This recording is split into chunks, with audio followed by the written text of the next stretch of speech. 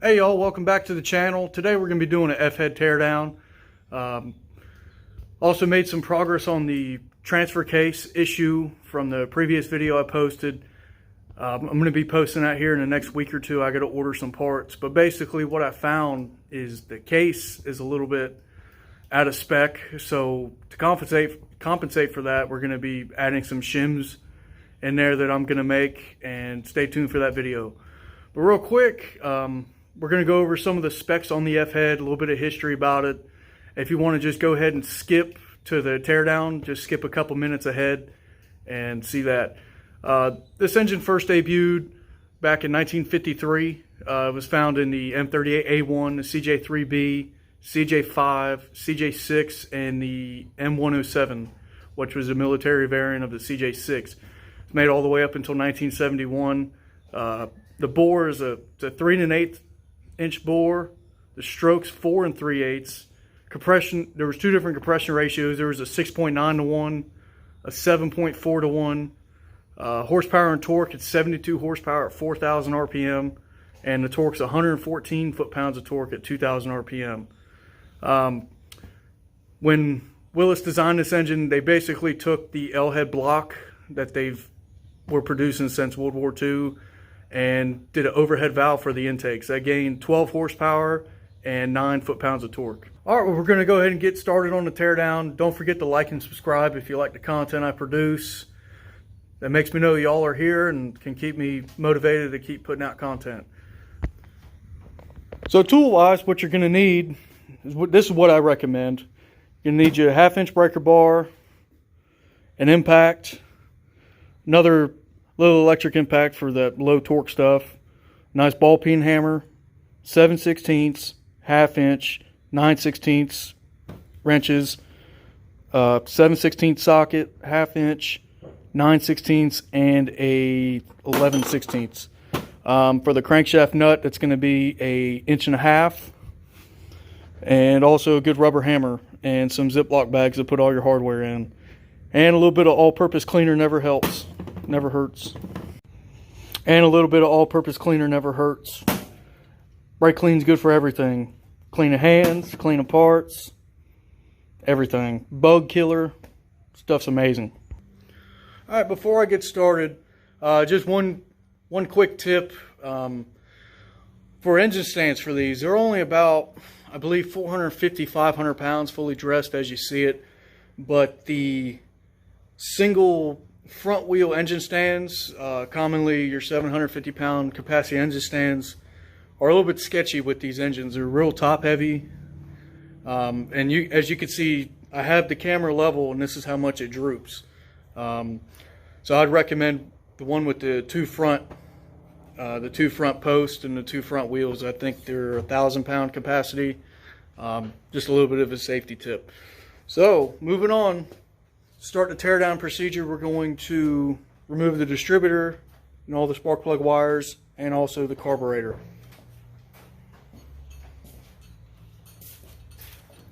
Alright, so I'm going to take all the spark plug wires off. If you want, you can go ahead and put some blue tape on here and mark all of them, but we're going to have to retime this engine anyway when we pull the camshaft and oil pump out.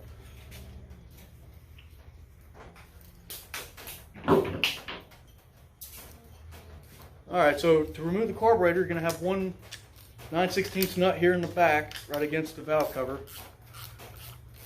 and also a 9/16 nut here in the front. So you're going to have to use your open end of your wrench to get that off.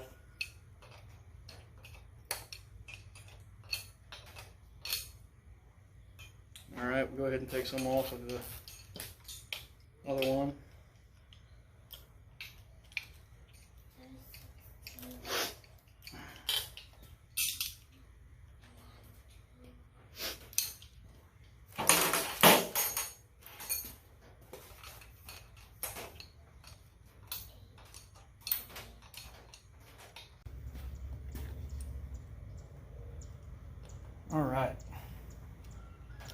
Alright, carburetor's off.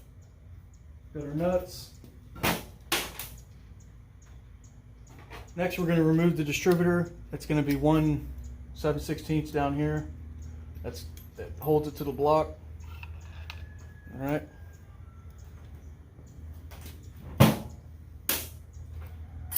All right, moving on. Take the valve cover off. This engine's missing a part. Basically, there's a little bracket here that will hold your spark plug wires in that has a double nut. It's got a single nut to hold the valve cover onto the stud and then another nut that holds that bracket on.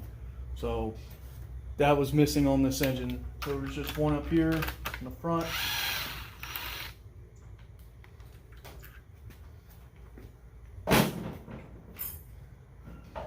And you might just have to give it a little whack with the rubber hammer, and the valve cover's off.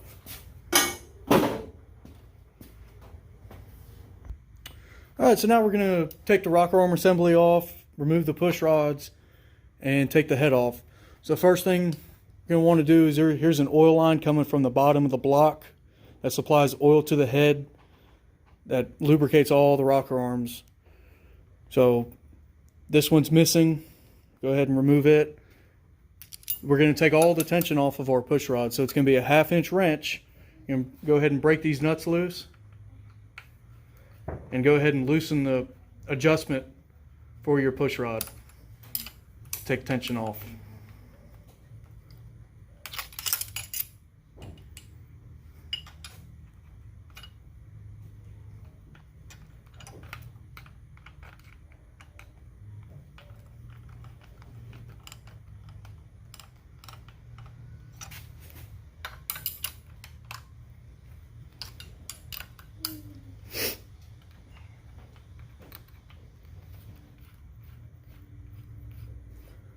And for the future videos, we will be tearing apart this head completely. I'll show y'all how to do a low budget valve job on how to lap valves. We're going to take all the rocker arms off, clean them, inspect everything. Go from there.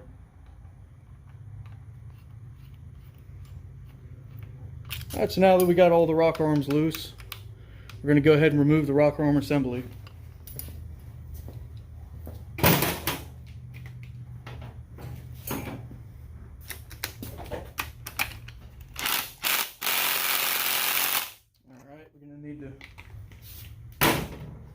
Ratchet for that one.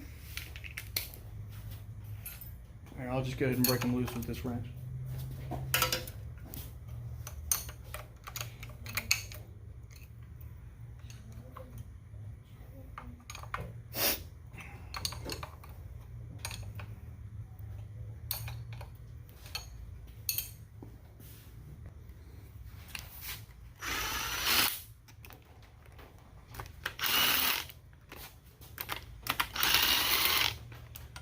Oh, dropped the nut.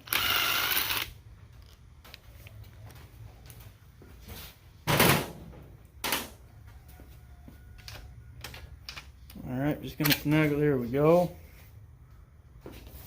All right, so what I like to do is before I remove my push rods, I'll put some blue painter's tape on all of them and number them, 1, 2, 3, 4. Especially if I'm going to reuse the original Tappets.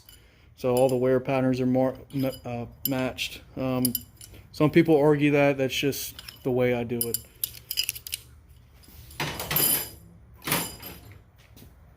All right, so for the head bolts, you're going to need a 11/16. I already have all these broken loose. I've already had this engine apart, having to scavenge some parts off of it. So they're all pretty much loose. It's missing some head bolts as well. Well, I guess they're not as loose as I thought they were.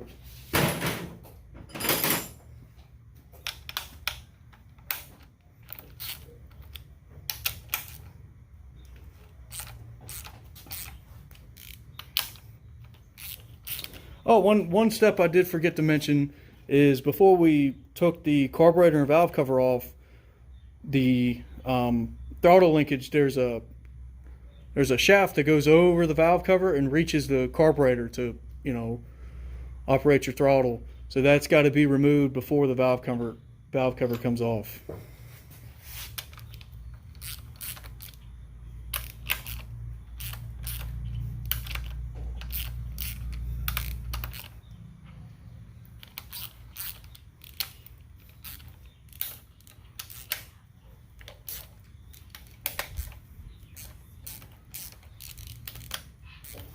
And don't forget, there is a hidden head bolt down here in the intake. So that's going to be a shorter bolt than the others.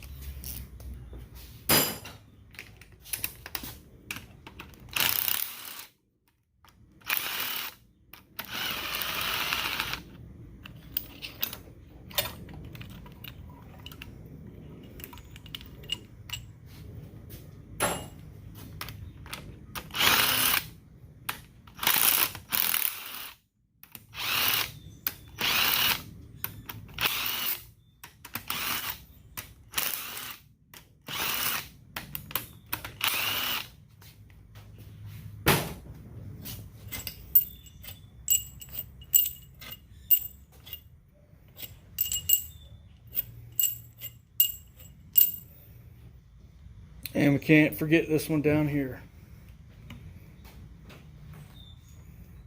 Take that carburetor gasket off.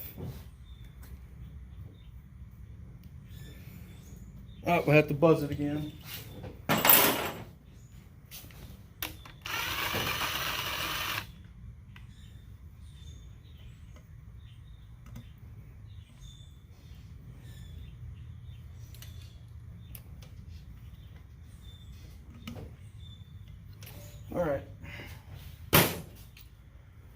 Alright, so to remove the head, this one's going to be real easy because I've already had it off. But when you're trying to take a stubborn head off, you're going to give it some wax with a rubber hammer on all four corners. Sometimes you'll have to use a real skinny pry bar to get in and break the seal of the head gasket. So go ahead and take it off.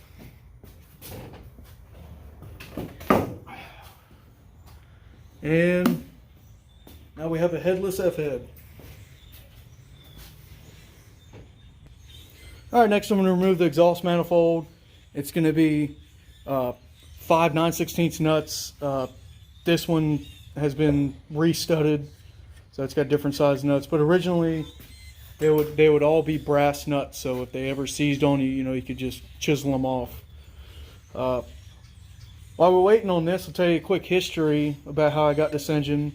So on Facebook Marketplace, someone posted this engine up for free. Went to go pick it up. It was it was pretty much complete on how you just saw it earlier.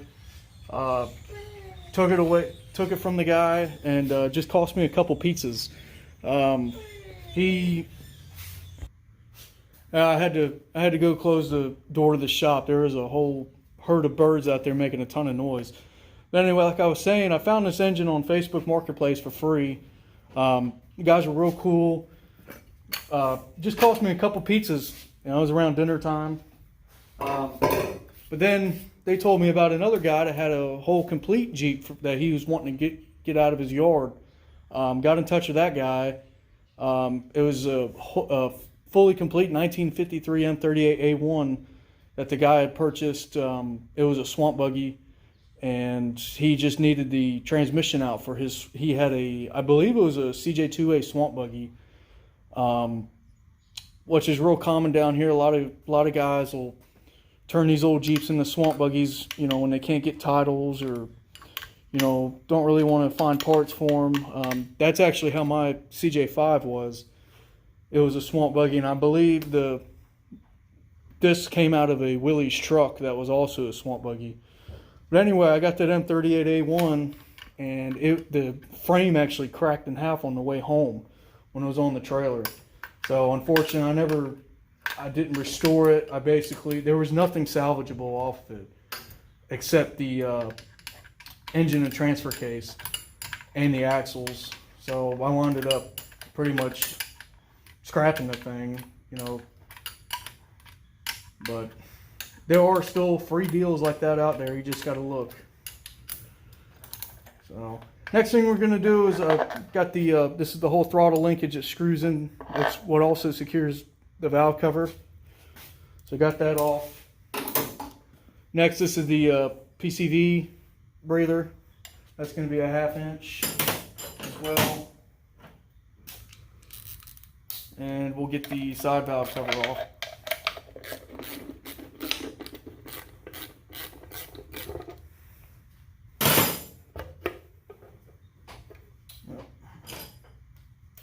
Try to at least. Should have removed the PCV one first. All right. Yeah, so now we got the valve cover off.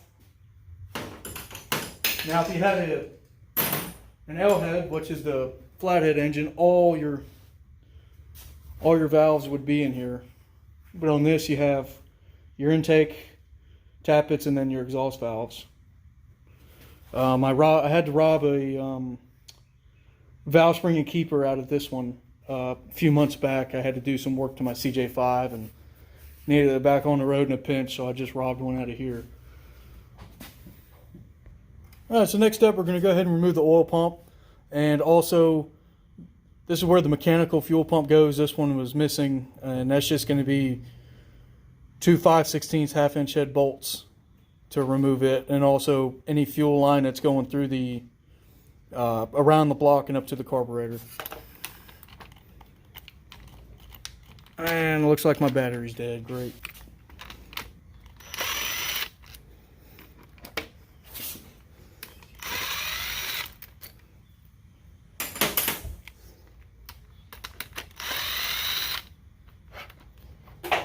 All right.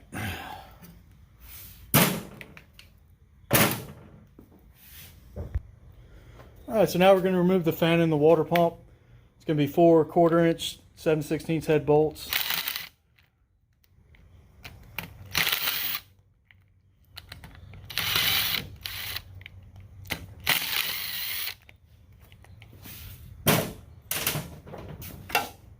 All right.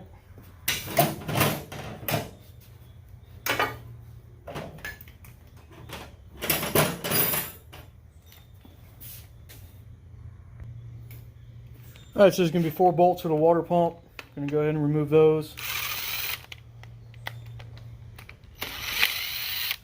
You got one down here that's going to be hidden.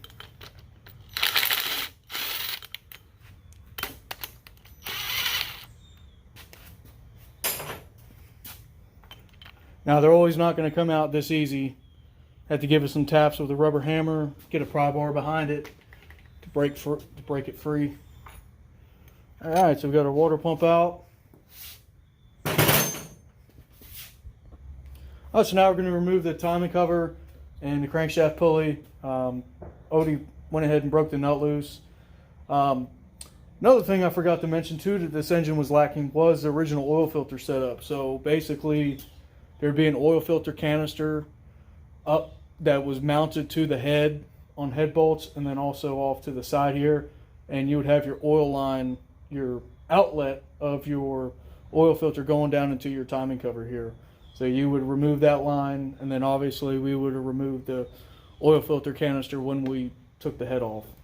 So we got the nut broke loose. Should come off pretty easy. Just get you a rubber hammer.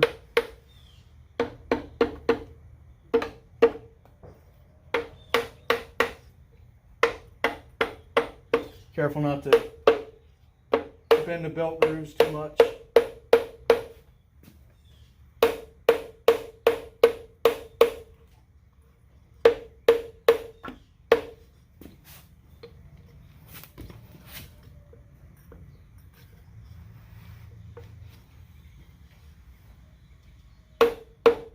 Well, this one's being a little bit more stubborn than it needs to be.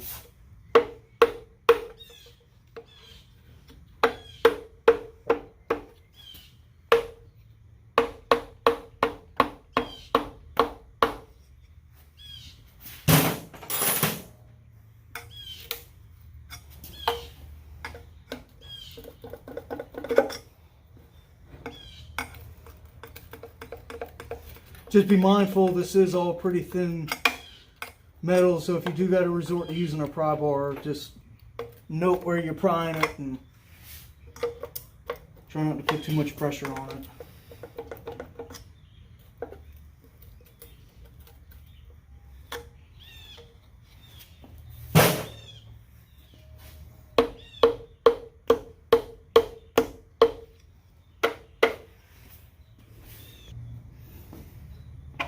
Alright, crankshaft pulley's off. Now it is keyed, so there's going to be a half moon Woodruff key here. And now we're going to start removing all the timing cover bolts.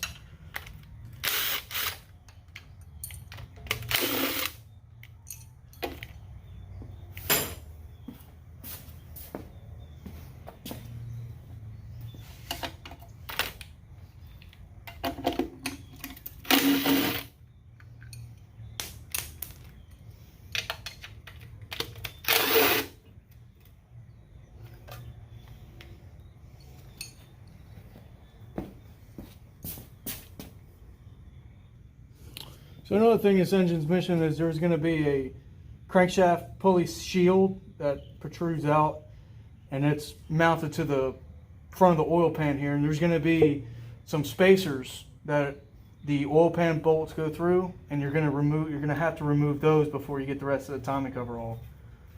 I'm going to go ahead and take out those oil pan bolts. Alright, so now you can see our timing gear set and our oil squirtle nozzle. I'll go over this in a future video with this engine. It's going to be a multi-part series on why it's important that you check out and see what size this oil squirter is. So, alright, and then before we flip the engine over, to remove the dipstick, this one's been modified. It'd be a lot taller and it'd be attached with a little, pretty much a little hold down strap to this hole in the block here. You would remove that along with your oil filter canister setup. Go ahead and remove the dipstick. And now we're going to flip the engine over. Alright, so before we flip the engine over and start working on the rotating assembly, we're going to go ahead and remove all the valve springs and keepers and the exhaust valves. So this tool here, this is a basically a flathead valve spring compressing tool. I found this on eBay. It's pretty old, but it works great. As far as modern replacements, I don't know of any. If I did, I'd give you all the part number, but if you check out eBay, you might be able to find someone selling an old valve spring compressor like this. So I already got it adjusted from, you know, working on these engines before. I had to modify it a little bit.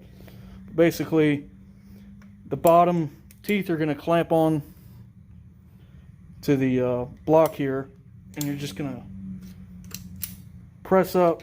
Here, we'll do this one. Press up on it, and it's got a little ratcheting mechanism, so it raised the exhaust valve up a little bit. You're just going to go ahead and give that a little whack with the hammer. And it's important, oh, this is what happened. These jaws are hitting the stem of the valve. So it's kind of a pain. I had to do this on my CJ5 a few months ago with the engine still in the Jeep. It was a real pain. Alright, so it looks like we're not hitting it, so. Of course, with it being on YouTube, it's not going to work out. Alright, so we had a little bit of a snafu earlier. So basically what happened was the valve keepers were stuck in the retainer here. So I had to get a pickle.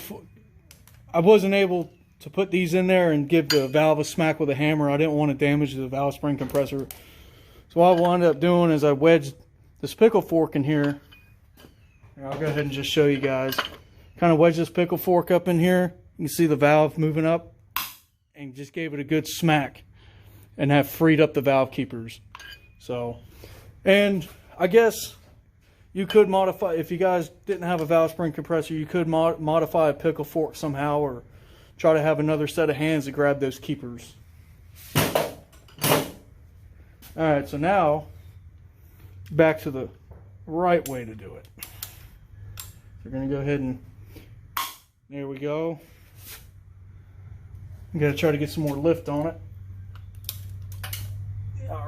Alright, so we're going to take a magnet. One of the keepers already came loose. Alright, put that in an important place. They're important, you don't lose those. And also, a little 90-degree angle pick helps. So we'll loop around the magnet. Alright, we got the other keeper. Quick tip here, I forgot to mention earlier, make sure you stuff a rag in all the oil drain back holes. You got an oil drain back hole here, here, and then also this is your oil pump drive and your distributor drive. If you drop any of those keepers, you're going to go right down into the oil pan if you're lucky. With my luck, they'll probably be somewhere you can't even see and have to rip the whole damn engine apart to get to them. All right, so now that we got it out, we're going to go ahead and try to get the valve out of here.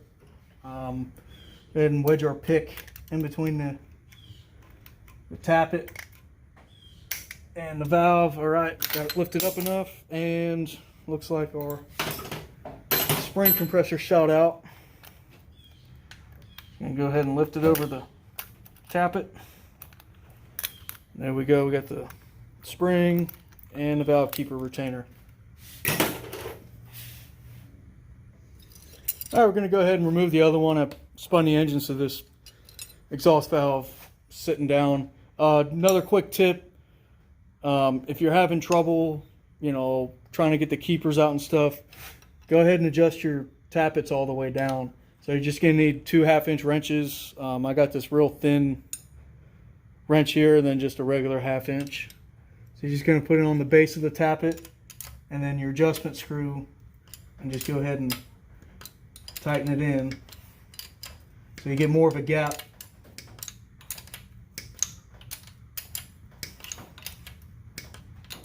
Because we're going to have to adjust these anyway when we go to put it back together. So it's really not hurting anything, it's just helping to get it all disassembled.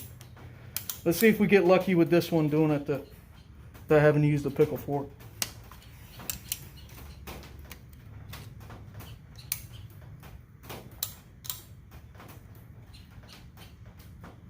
Alright, our teeth aren't touching. Let's see. Nope. Alright. We have to do the pickle fork.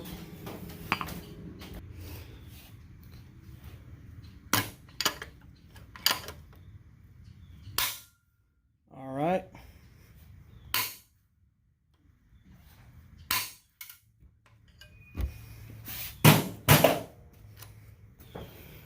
Go ahead and move our rag over here so don't drop a keeper.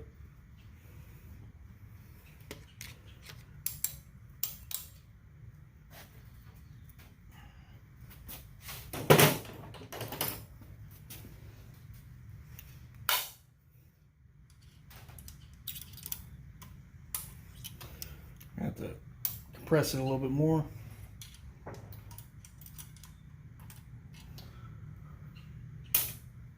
All right. So now we're gonna do what we did before, just take this valve out. All right.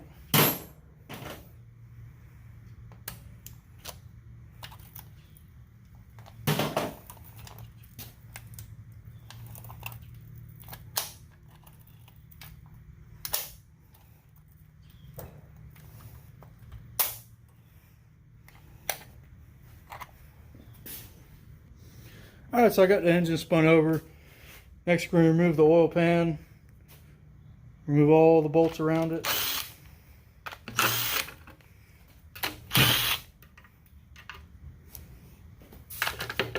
As you can see, I've been cheating a little bit to try to save some time on the video. Using a lot of the bolts ahead of time. Alright, we'll just give it some smacks with the rubber hammer. Alright. Trust me, it's not going to come off this easy when you're tearing one of these down. It's going to be a little bit harder than that. Alright.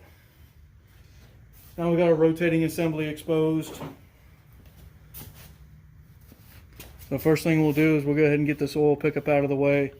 It's going to be two 1/2-inch head bolts.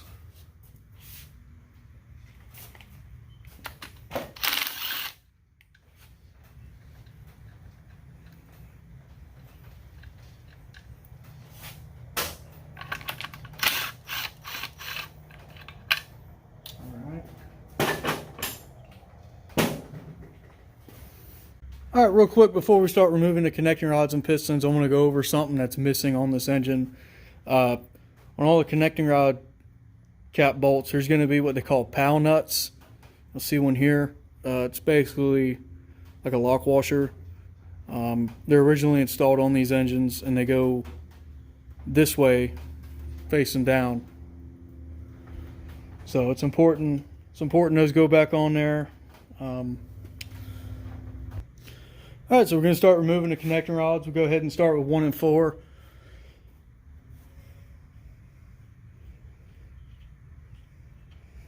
So normally you would get those kept nuts. Those kept nuts aren't very tight. They're just basically like a lock nut. You'll take those kept nuts off. Make sure you don't lose them. And then remove the two 9/16 bolts.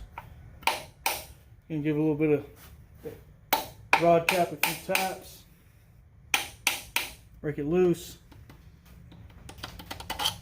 Alright, our number 1 rod cap.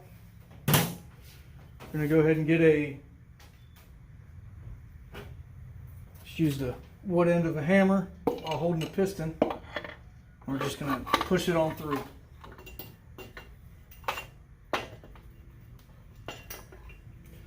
Now the rods are so long on this engine, it's such a long stroke, you have to just rotate the engine a little bit to get them out.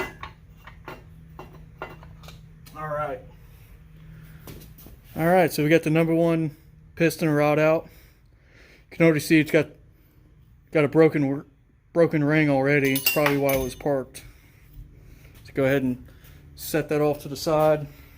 Go ahead and move on to number 4.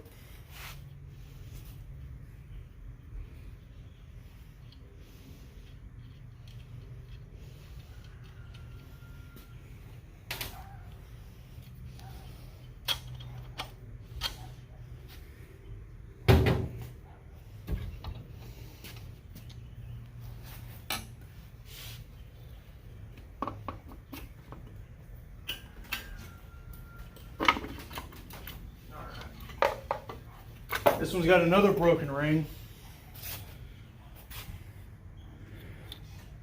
So hopefully the bore's not too scored up.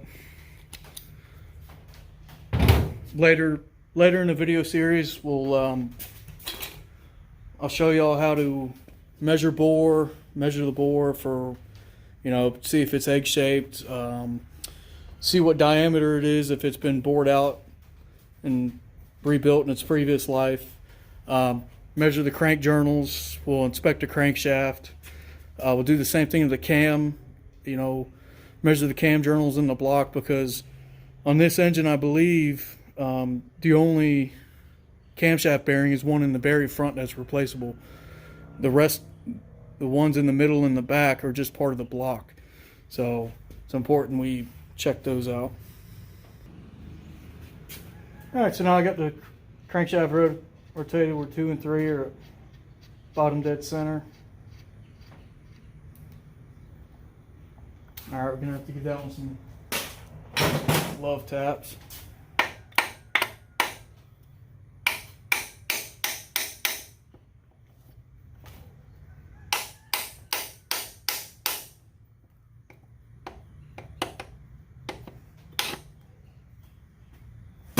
This one's probably got broken rings too. The piston and rod are already wanting to fall. Yep, fell right out.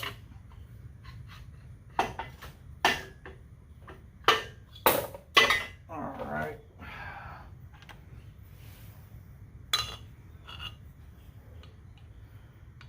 One thing I'm noticing too is these rod caps are stamped. I believe they never stamped them from the factory, so it's probably a sign of this being rebuilt. We'll do some further investigation and find out.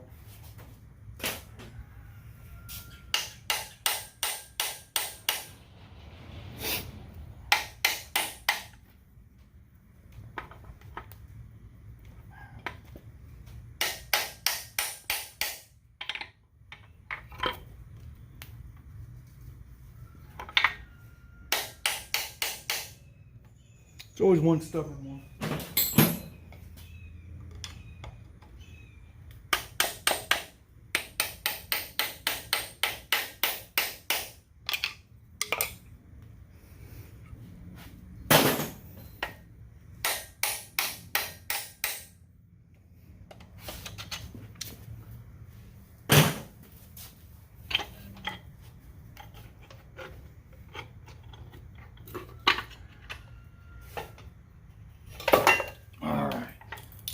Another broken ring on this one. Wow. So definitely something went wrong to have all 4 piston rings break. Alright, so now that we got all the piston rods out, we're going to go ahead and remove the half moon key and the oil slinger for the timing gear. So just give me you do this with either a punch or a pry bar like I'm doing. Alright, oil slinger, we'll just key her out.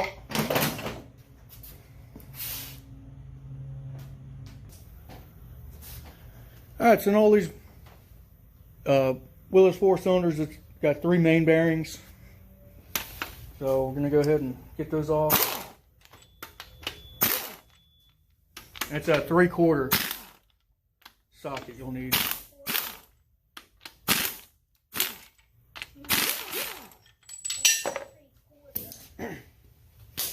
So before I take the main caps out, I'm going to go ahead and mark them with a little dot facing the, so that way I know the orientation is facing the front of the engine.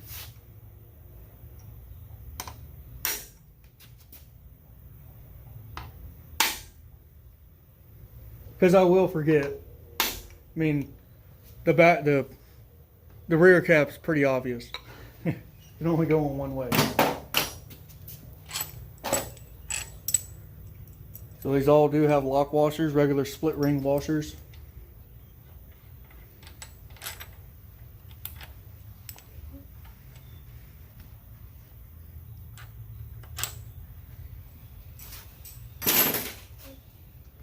All right.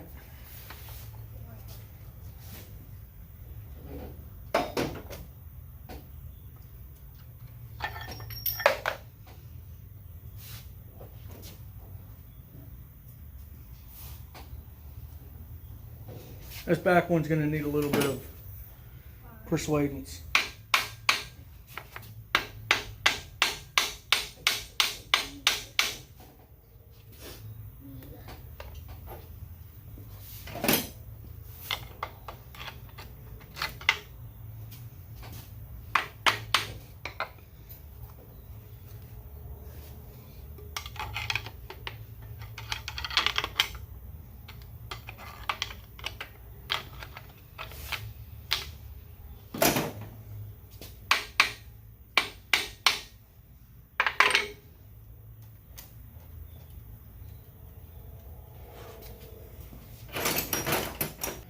Alright, so it's been a little stubborn, so what I did is I removed the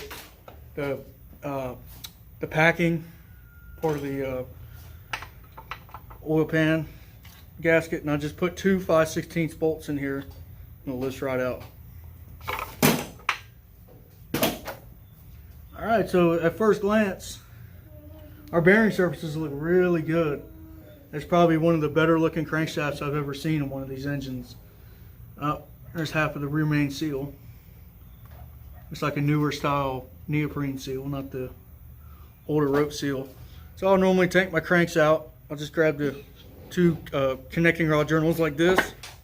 Just pick it straight out, and you're going to want to stand it upright. So I normally stand it upright, and then I'll make a like a little wood base to support the main journals in, which I'll show you all in a later video. All right, so I got the crank secured. We're going to go ahead and remove our main bearing shells. These actually look really good, real good, and these are 10 under main bearings. So we'll mic the crankshaft to confirm that in a later video. But yeah, I'm very happy with the way these main bearings look. Real surprising for, you know, the condition of everything else, especially with it having no oil filter on it. Alright, so now we're going to go ahead and remove the camshaft. Keep in mind, this is a fiber gear, so this will crack if you try to pry on it, you know, use a puller. So use caution when you're trying to remove this pulley. So we're going to go ahead and remove the 5/8 head bolt. Alright.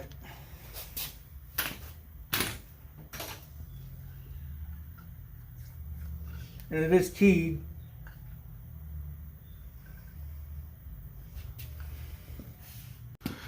Alright, so I'm going to try something different. Instead of risking breaking this gear, because I don't have really a puller suitable for this, I'm going to go ahead and just try to remove the whole camshaft and gears and assembly, and, you know, get the gear off from behind. So I got a 9/16 on a wobble extension. And basically this is the thrust plate behind here. So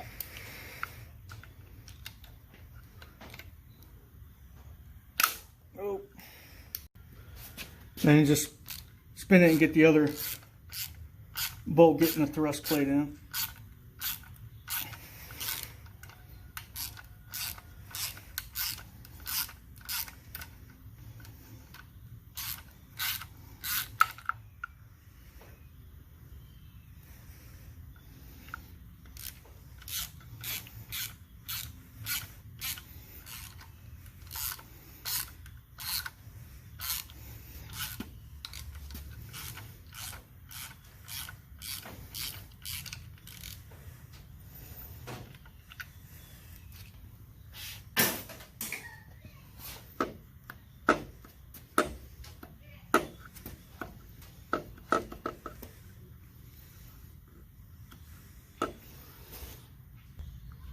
Alright, so with the thrust plate bolts taken out, you're going to go ahead and remove the rear freeze plug, take it out, and just give it a couple taps with a brass punch to free it up a little bit. Try to use two hands so you're not scuffing everything up. Just use two hands coming out.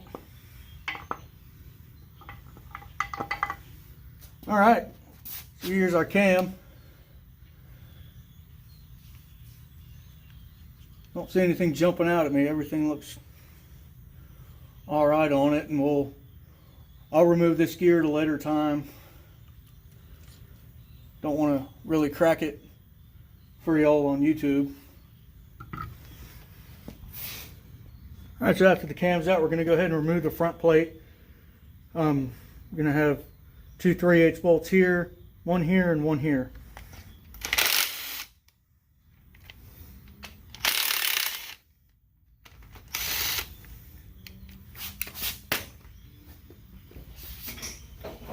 Give it some love taps.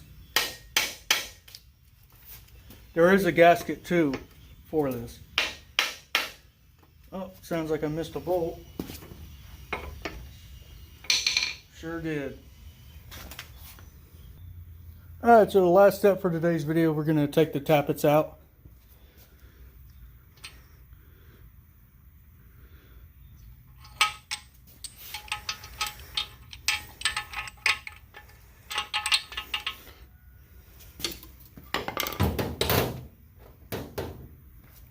Also, to try to put them in order.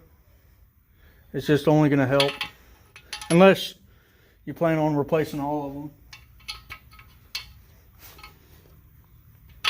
Now these are the intake tappets. See, the difference is there's no adjuster screw. It's just a dummy because your adjustment's up at your rocker arms.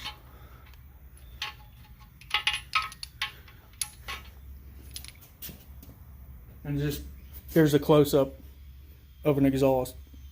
There's your adjustment for your valve, and then there's an intake.